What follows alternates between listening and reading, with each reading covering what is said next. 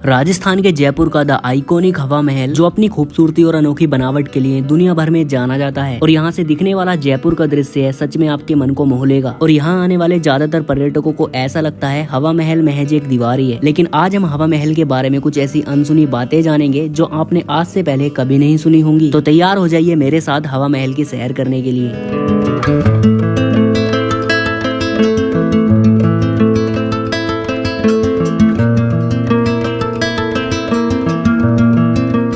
इस महल की वास्तु योजना लालचंद उस्ताद ने की थी और इसका निर्माण सन 1797 में महाराजा सवाई प्रताप सिंह के शासनकाल में करवाया गया था। महाराजा सवाई प्रताप सिंह श्री कृष्ण के बहुत बड़े भक्त थे। इसी वजह से इस महल को अगर आप लोग बाहर की तरफ से देखोगे तो ये आपको श्री कृष्ण के मुकुट की तरह नजर आएगा और सुबह सुबह सूर्य की सुनहरी रोशनी में इसकी गुलाबी छटा और भी ज्यादा निखर जाती है। इस महल में 5 मंजिल हैं और इस महल के सारे भागों को अलग अलग मंदिर का नाम दिया गया है। इसके सबसे निचले वाले भाग यानी कि फर्स्ट फ्लोर को कहा गया है शरद मंदिर, जो कि सर्दियों के समय सारे कार्यक्रम यहीं पर प्रस्तुत किए जाते थे। सेकंड फ्लोर यानी कि दूसरी मंजिल पर स्थित है रतन मंदिर, जिसमें राजा महाराजाओं द्वारा हीरे जवाहरातों की प्रदर्शनी लगाई जाती थी। थर्ड फ्लोर यानी कि तीसरी मंजिल पर स्थित है विचित्र मंदिर, जिसमें भगवान कृष्ण की पूजा अर्चना की जाती थी। और फोर्थ फ्लोर यानी कि चौथी मंजिल पर स्थित है प्रकाश मंदिर, जहाँ पर सूर्य और चंद्रमा से संबंधित त्योहार मनाए जाते थे। और फिफ्थ फ्लोर यानी कि 5वीं मंजिल पर स्थित है हवा मंदिर, जहाँ चारों तरफ से काफी अच्छी हवा आती है और इसके बीच में आपको एक फवारा देखने को मिलेगा जो रोज शाम को चलाया जाता है, जिससे यहाँ का माहौल और भी खूबसूरत हो जाता है। और कुल मिलाकर इस महल के परिसर में 953 खिड़कियाँ बनी हुई हैं, जिसमें से 365 खिड़कियाँ हवा महल में हैं। और इस महल के अंदर छोटे चौपर से बड़े चौपर तक आधा किलोमीटर का एक सुंदर गलियारा भी बना हुआ है। जब यहाँ पे लोग त्योहार, प्रदर्शनी या फिर किसी भी कार्यक्रम को देखने आया करते थे तो रानियों का निवास स्थान सिटी पैलेस हुआ करता था। सिटी पैलेस से जंतर मंतर होते हुए रानियां यहाँ महल में बनाए गलियारे से होते हुए हवा महल में पहुंचती थी और यहाँ होने वाले कार्यक्रमों का आनंद लेती थी। महल के इस भाग को कहा जाता है प्रताप मंदिर। ये महाराजा सवाई प्रताप सिंह का निजी कक्ष हुआ करता था और अभी के टाइम में इस कक्ष में आपको उनका स्टैचू भी देखने को मिल जाएगा। और इस कक्ष में ही आपको हवा महल का एक आर्टिफिशियल मैप भी देखने को मिलेगा। और आप देखेंगे कि महल में रंग बिरंगे शीशों का उपयोग किया गया है, जो कि बाहर से आने वाली रोशनी को और भी चमकदार बना देते हैं। और दरवाजों पर तरह तरह की सब्जियों का उपयोग करके खूबसूरत कलाकारी की गई है। और हवा महल की देखरेख राजस्थान सरकार का पूरा तंत्र विभाग करता है। साल 2005 में करीब 50 वर्षों के लंबे अंतराल के बाद काफी बड़े स्तर पर इस महल की मरम्मत और नवीनीकरण का काम कराया गया था, जिसका अनुमानित खर्चा 45,689 लाख रुपए आया था। कुछ कॉरपोरेट घराने भी जयपुर के पुरातात्विक स्मारकों के रखरखाव के लिए आगे आ रहे हैं, जिसका एक उदाहरण यूनिट ट्रस्ट ऑफ इंडिया है, जिसने हवा महल की देखरेख का बीड़ा उठाया है। तो महाराजा सवाई प्रताप सिंह ने सन 1799 में जल महल और हवा महल का निर्माण कराया था। और न सिर्फ वो कृष्ण भगवान के भक्त हुआ करते थे, वो एक महान कवि भी थे। तो आइए अब इस महल की पहली मंजिल को देखते हैं, जिसको शरद मंदिर भी कहा जाता है। इस कक्ष को खास तौर पर इसीलिए बनाया गया था जिससे कि यहाँ बनी खिड़कियों से रानी बाहर का सुंदर दृश्य देख सके। और इस महल में काफी सारे झरोके भी बने हुए हैं, जिससे रानियां अपने आप को बिना दिखाए बाहर का सुंदर दृश्य देखती थी। और यहाँ आपको छतों पर कड़े देखने को मिलेंगे, जहाँ झूले टांग दिए जाते थे, जिन पर तख्त लगाया जाता था और फिर रानियां सर्दियों के मौसम का आनंद लेती थी। आप देखेंगे कि शरद मंदिर को बहुत खूबसूरत तरीके से बनाया गया है, फिर चाहे यहाँ बने हुए वो स्तंभ हो या फिर आर्चुमा डिजाइन वाले दरवाजे। तो आइए अब आपको लेके चलता हूँ दूसरी मंजिल पर, जहाँ पर हम देखेंगे रतन मंदिर। तो यहाँ ऊपर जाने के लिए कुछ इस तरीके का रैंप बनाया गया है। इन्हीं रास्तों का उपयोग करके रानियां ऊपर जाया करती थी। उनको ऊपर ले जाने के लिए व्हील चेयर का इस्तेमाल किया जाता था। उस समय में रानियां बहुत ही भारी वस्त्र और आभूषण पहना करती थी। यहाँ जमीन पर ऐसा रैंप इसलिए बनाया जाता था। महल के इस भाग को कहा जाता है रतन मंदिर और इस कक्ष से भी रानियां बाहर निकलने वाले जल्लूस कार्यक्रमों को देखा करती थी। कार्यक्रम खत्म होने के बाद राजा महाराजा यहाँ पर हीरो जवाहरातों की नई नई प्रस्तुतियां लगवाया करते थे और जो भी आभूषण रानियों को पसंद आया करते थे उनको वो सिटी पैलेस में बने अपने कक्ष में मंगवा लिया करती थी। और आप देखोगे कि इस रतन मंदिर को भी बेहद खूबसूरती और सुंदर कांचों से बनाया गया है। यहाँ आप देखेंगे एक बड़ा सा बरामदा बना हुआ है और ये सामने में जो आप लोग सारा हिस्सा देख रहे हैं ये उस जमाने का नहीं है, बल्कि ये बाद में बनाया गया था। केवल बीच में जो हिस्सा बना है वो पहले का है, जिसपे खड़े होकर रानियां महाराजा के आने पर पुष्प वर्षा किया करती थी। तो आइए अब चलते हैं इस महल के अगले भाग में, जिसको कहा जाता है विचित्र मंदिर। तो अब हम विचित्र मंदिर के बाहर के हिस्से में पहुंच गए हैं और यहाँ जो झरोके आप लोग देख रहे हैं, यहाँ खड़े होकर रानियां होने वाले कार्यक्रमों की तैयारियों को देखा करती थी। इन झरोकों को इसलिए ही बनाया जाता था क्योंकि उस समय पर्दा प्रथा चलती थी, तो इनसे रानियां नीचे देख सकती थी, लेकिन नीचे वाला शख्स रानियों को नहीं देख सकता था। नीचे बनी खिड़कियों से बच्चे भी कार्यक्रमों को देख सकते थे, लेकिन बाद में इनको स्थायी रूप से बंद कर दिया गया क्योंकि यहाँ आने वाले पर्यटक यहाँ से कुछ नीचे सामान वगैरह फेंक दिया करते थे। इस विचित्र मंदिर को खास तौर पर श्री कृष्ण की पूजा अर्चना के लिए बनवाया गया था। यहाँ भी छत पर कड़े लगे हुए हैं जहाँ झूला डालकर श्री कृष्ण को झुलाया जाता था। तो चलिए अब चलते हैं इस महल के अगले भाग में, जिसको कहा जाता है प्रकाश मंदिर। यहाँ भी आप लोग देखोगे महल की बाकी हिस्सों की तरह खिड़कियाँ और झरोके बनाए गए हैं। काफी सारे पर्यटक यहाँ से भी सामान वगैरह फेंक दिया करते थे और गुटखा थूक दिया करते थे, इसलिए सुरक्षा के लिए यहाँ पर रेलिंग लगा दी और एक गार्ड भी तैनात रहता है। जब भी कोई सूर्य चंद्रमा से संबंधित कोई भी त्योहार मनाया जाता था, जैसे कि करवा चौथ, वो इसी प्रकाश मंदिर से मनाया जाता था। आइए अब चलते हैं इस महल की सबसे ऊपरी मंजिल पर, जिसको कहा जाता है हवा मंदिर। ये इस महल की छत पर बना हुआ है जहाँ चारों तरफ से हवा आती है। तो उस जमाने में रानियां इस जगह पर ताजी और ठंडी हवा खाने आया करती थी। सामने जो इमारत आप लोग देख रहे हैं वो है सिटी पैलेस, जहाँ आज भी जयपुर के राजा रहते हैं। उसके बगल में जो आप लोग देख रहे हैं वो है जंतर मंतर, जिसमें सूरज की रोशनी का उपयोग करके समय देखने के लिए यंत्र बनाए गए हैं। तो सिटी पैलेस से जंतर मंतर के जरिए यहाँ हवा महल तक पहुँचने के लिए कॉरिडोर बनाया गया था। रानियां सिटी पैलेस से यहाँ हवा महल में आती थी और यहाँ होने वाले कार्यक्रमों को देखने के लिए उनके लिए व्यवस्था की जाती थी। तो आइए अब आपको महल के उस हिस्से में लेके चलता हूँ जहाँ पर काफी कम लोग घूमने आते हैं। तो इस गलियारे से होते हुए हम महल के अगले हिस्से में पहुँच जाएंगे। बताते हैं कि उस जमानों की सुरंगों में 5 रास्ते निकला करते थे, जिसमें सिर्फ एक रास्ता ही सही होता था, बाकी 4 रास्ते गुमराह करने के लिए होते थे। ठीक उसी तरीके से आप लोग देखेंगे यहाँ 5 दरवाजे बनाए गए हैं, जिसमें से सिर्फ ये सामने वाला दरवाजा ही इस्तेमाल में लाया जाता था, बाकी के दरवाजे दुश्मन को गुमराह करने के लिए होते थे। यहाँ बाहर चलते ही आप पहुँच जाएंगे छोटे चौपड़ में, जहाँ एक सुंदर गलियारा बना हुआ है और ये छोटे चौपड़ से लेके बड़े चौपड़ तक आधा किलोमीटर का सुंदर गलियारा है, जिसमें शाही परिवार की महिलाएं और दासियों की बैठने की व्यवस्था की जाती थी। तो आइए अब आपको इस महल के अगले भाग में लेके चलता हूँ, जो तरह तरह के कार्यक्रमों का आनंद लेने के लिए बनाया गया था। आप देखेंगे महल के इस हिस्से में बहुत खूबसूरत कलाकारी की गई है और यहाँ सभी बने चित्रों को बनाने के लिए सब्जियों का इस्तेमाल किया गया है। आइए अब चलते हैं हवा महल के आखिरी हिस्से में, जिसको कहा जाता है बिहार मंदिर। यहाँ पे आप लोग देखेंगे कितनी बारीकी से सुंदर कलाकारी दरवाजों पे की गई है और यहाँ पर जो मूर्तियाँ आप लोग देख रहे हैं ये पुरातत्व द्वारा खुदाई में पाई गई उसी जमाने की हैं, जिसमें ज्यादातर मूर्तियाँ सिंगल स्टोन से बनी हुई हैं। तो ये था जयपुर शहर में बसा ऐतिहासिक और खूबसूरत हवा महल और इससे जुड़ा रोचक इतिहास। उम्मीद करता हूँ आप लोगों ने ये वीडियो भरपूर एंजॉय किया होगा। अगर आप लोगों को ये वीडियो पसंद आया है तो वीडियो को लाइक और शेयर करना मत भूलिएगा, और अगर चैनल पे पहली बार आ रहे हो तो चैनल को भी सब्सक्राइब कर लेना। वीडियो एंड तक देखने के लिए आपका बहुत बहुत धन्यवाद। आपका दिन शुभ हो।